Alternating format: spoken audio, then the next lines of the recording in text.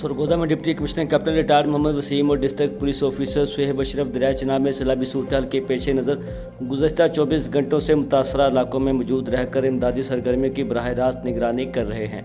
Head Kadrabad पर पानी के बहाव में बतदरीज कमी रिकॉर्ड की गई, जो कम होकर 9 लाख क्यूसेक रह गई।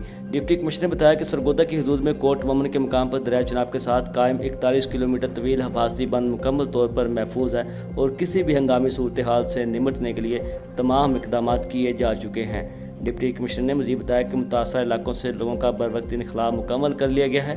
अब तक 2500 के करीब मुतासरा अफराद और 1700 से ज़्यादा मवाशी महफूज मुकामात पर मुंतकिल कर दिए गए हैं। ज़र इंतज़ामिया पाक फ़ौज, पुलिस अनहार, रेस्क्यू 1122 और दीगर इदारे हाई अलर्ट पर हैं, जबकि तमाम रिलीफ कैंप्स फ़ाल हैं और मुतासरा ख़ानदानों को खुराक, रहाइश और तिब्बी सहूलियत फराहम की जा रही हैं। Deputy commissioner captain retired Mohammad Waseem ने दीगर इंतज़ामी अफसरान के हमरा रिलीफ कैंप में रात गुजारी और दरिया चिनाब की सूरत हाल पर लम्हा ब लम्हा रिपोर्ट देते रहे। सुबह उन्होंने तख्त हज़ारा, हलालपुर और मोडरांजा रिलीफ कैंप्स का दौरा किया और वहां मौजूद मुतासरा ख़ानदानों को फराहम की जाने वाली सहूलियात का तफसीली जायज़ा लिया।